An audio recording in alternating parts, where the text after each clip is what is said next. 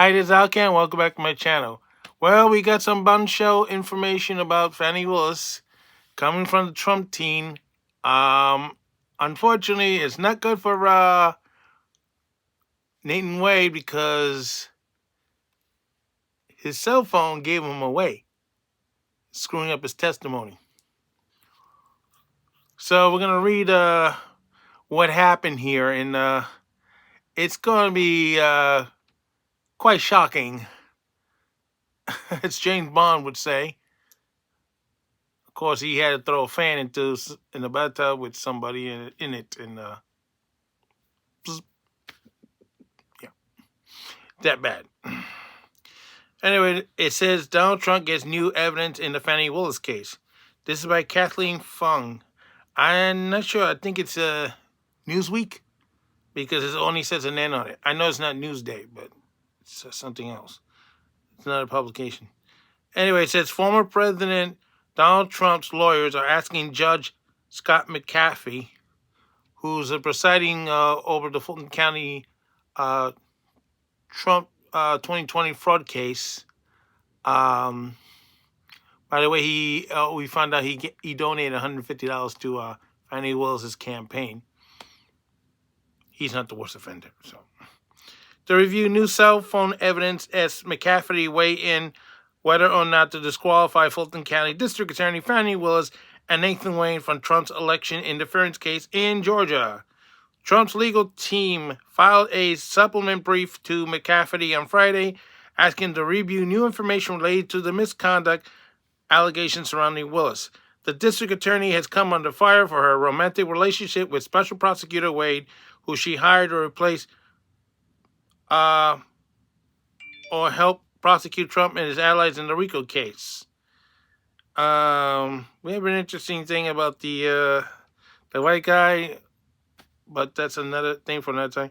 Earlier this month, McCafferty heard Trump co-defendant Michael Roman's argument seeking to disqualify Willis from the case and had the charges against him thrown out. The judge signaled that it's possible she could be disqualified if the facts that were present proved to be true. One of the proposal exhibits that Trump's attorney submitted, including an affidavit from a private investigator who analyzed Wade's cell phone location data. Well, this is a procedure that people do all the time. When there's a like a murder case or something like that, they use the cell phone towers to track your movements. I think they did that with the January 6 people too. But the thing is, the phone has to be on for it to work. Otherwise, the phone could pass by all these towers. If it's off, and you don't get nothing. That happened in Boston with the bomber case over there. The guy either didn't have his phone on or he threw it away. They couldn't track him for a while. That's why they shut down that area in Boston now. That was in 2013. Anyway, the investigator said the phone data that he reviewed showed that in 2021, Wade twice arrived at Willis' home late at night and left in the early morning hours, once in September and the other in November. The couple had testified they had not begun dating until 2022 after Willis hired Wade in the Trump case. But the cell phone says 2021. There's a kink in the armor right there. The conservative analysis using the above reference modally revealed a maximum of 35 occasions where Mr. Wade's phone connected for an extended period to either one of those towers in the close proximity to the Dogwood address based upon the associated data use, voice calls, or text messages. Criminal defense investigator Charles Mitten Stan wrote. Oh boy. Pronouncing the names are bad. The information's even worse. During the hearing on the disqualification matters, Ryan Yeaty, a former employee of the district attorney's office and a close friend of Willis, not after this, testified that Willis and Wade began a romantic relationship at the meeting at a conference in late 2019, contradicting the claims made by the couple. Her testimony came after McPhee denied a motion from Willis to quash the motion to subpoena her former employee. Oh, God. Something here says, quote, new Fani Willis evidence is an earthquake. Gerardo Rivera warns. I thought he retired. Oh, who cares, right? Terrence Bradley, a friend and former law partner of Wade, also testified during the hearing, but he repeatedly invoked attorney-client privilege on the stand, promoting the judge to agree to meet him in a closed-door meeting. Bradley previously represented Wade in his divorce proceedings from his ex-wife. This is the divorce case that started this whole nonsense. Remember, this case was sealed at one time in violation of Georgia law. They weren't supposed to do that. So whoever the judge was in this case, he's in trouble too. So the Atlanta-based defense lawyer Noah Pines previously told Newsweek that he doesn't expect Willis to be disqualified based on what he's seen in the case so far, but the opinion could change if additional evidence is presented to McAfee in private meeting with Bradley. So in other words, if Bradley spills the beans to the judge and can be confirmed, this ball game is over. Mighty Willis has struck out. So the problem is this. For those who keep saying, oh, they're going to just find another attorney and keep the case going. No. Originally, they thought they could do that. But in the end, it is so bad.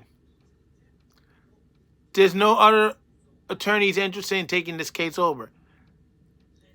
If Willis and Wade are disqualified, the whole Fulton County District Attorney's Office is disqualified too.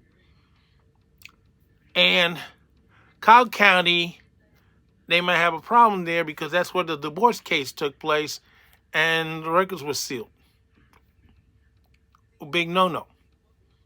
So what happens? If Cobb County doesn't take it, there's no other jurisdiction could take it because it turns out all the other jurisdictions and counties in Georgia are too small to handle a big case like this.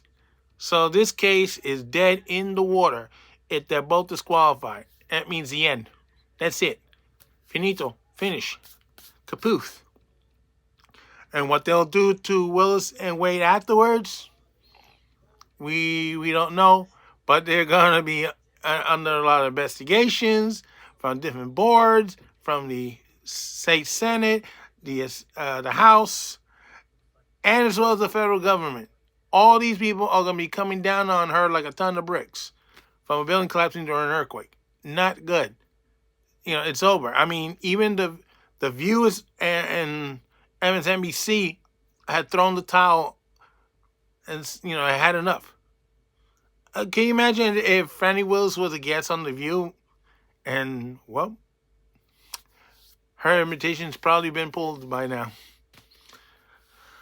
So the thing is, I found out they had at least 2,000 calls, 12,000 texts, and a lot of information between them around the time period between 2019 and 2022. So the thing that, you know, they weren't dating before then, maybe a lot of hogwash.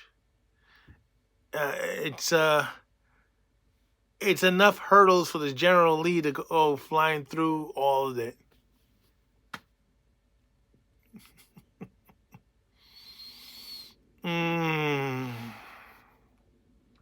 Don't get me wrong, I love the General Lee, but I wouldn't own one. Not with that Confederate flag on top. No way home. No. That's exactly how Fani Willis is going to be treated right now. Like the General Lee. Some people want the car, and some people don't. A lot of people want her to continue, and a lot of people don't want her to continue. But the thing is, they may not have a choice, because if she's disqualified, the whole Fulton County is disqualified. Cobb County probably not going to take it, because they're tainted too. and the other counties cannot handle a big case like this, it's just gonna die, and that's it. At least the president will save some money and probably put it to better use, for his other defenses, or maybe to put more down payment on that ridiculous case in New York. Because, that money was better spent somewhere else. All I can say is Fani and Willis and Nathan Way, bye-bye. It was nice, it was fun, but it's time to go. Boom, boom, boom, boom. You gotta leave the case, Boom, boom, boom, boom, boom, boom, boom, boom, boom, boom, boom, boom. Good night, sweet knucklehead. Good night. Boom, boom, boom, boom, boom, boom, boom. So I can't sing so long for now. Don't forget to stop. I know I was trying to be funny, but I can't do the whole thing because, it's copyrighted.